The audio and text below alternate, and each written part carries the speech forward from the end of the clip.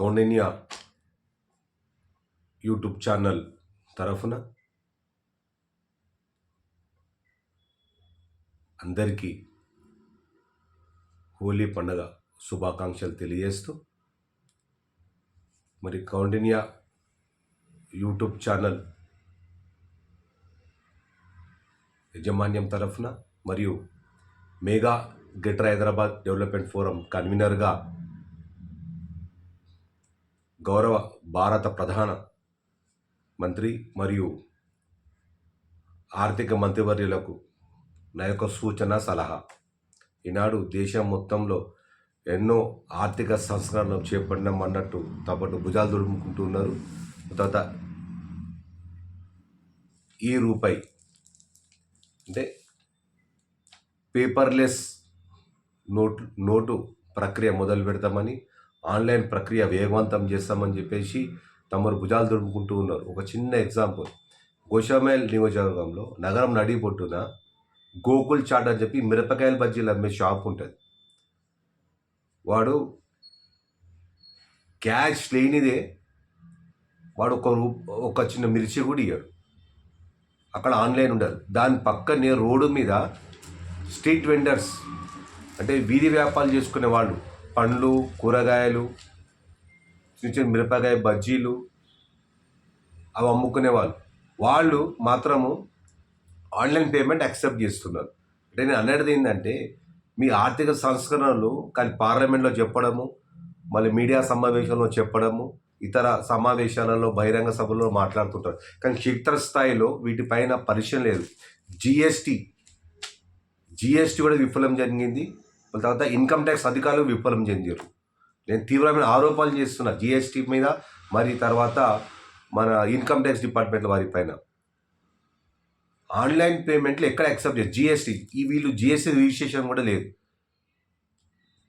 మళ్ళీ దేశము రెవెన్యూని ఎంతో కోల్పోతుంది. అంతేకాకుండా సిద్ధంబర్ బజార్, బేగం బజార్లో జీరో బిజినెస్, ఉస్మాన్గంజ్లో మన దాన్ని ఏమంటారు ట్రాన్స్పోర్ట్ బిజినెస్ జీరో బిజినెస్, రిసాలా అబ్దుల్లాలో అన్ని పేపర్ షాప్స్ ఉన్నాయి, అన్ని బుక్ స్టాల్స్, అక్కడ కూడా zero business, online payment accept చేయరు.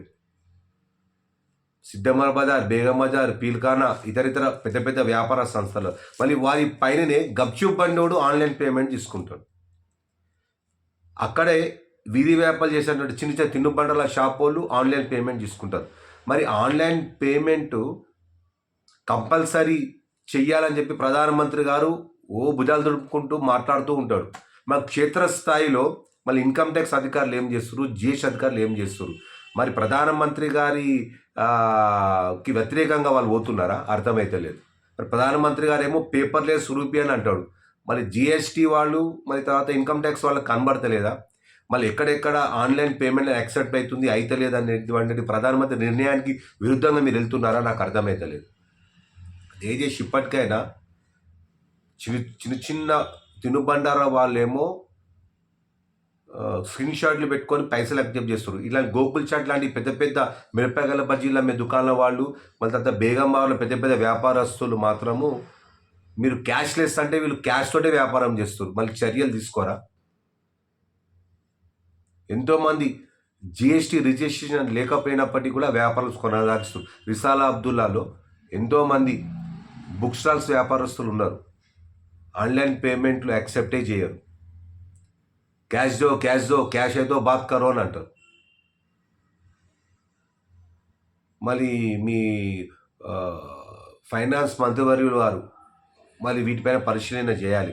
గౌరవ ప్రధానమంత్రి గారు కూడా మీరు ఇచ్చిన స్టేట్మెంట్ ఎంతవరకు అమలు అవుతుందో కూడా పర్యవేక్షణ చేయాలి. మీరు అనడమే కాదు, అని చేతులు దులుపుకోవడమే కాదు, క్షేత్రస్థాయిలో ఆన్లైన్ పేమెంట్ ఎంతవరకు అమలు జరుగుతుంది. ఆన్లైన్ పేమెంట్ చేయాలని మీరు అంటూ ఉంటే కొన్ని షాపులలో ఆన్లైన్ పేమెంటు యాక్సెప్టే చేస్తలేరు, క్యాషే తీసుకుంటారు. వాటిపైన ఫిర్యాదులు వచ్చినాయని పట్టించుకుంటలేదు. ఎవరైనా ఫిర్యాదు చేస్తే వారిపైన వ్యాపారస్తుల్లో దబాయిస్తున్నారు. మరి వారిపైన చర్యలు లేవా? మీరు ఒక నిర్దిష్టమైన ప్రకటన చేయండి. ఎక్కడెక్కడైతే ఆన్లైన్ పేమెంట్ యాక్సెప్ట్ చేస్తలేరో వాటిని గ్రీవియన్స్ సెల్ పెట్టండి.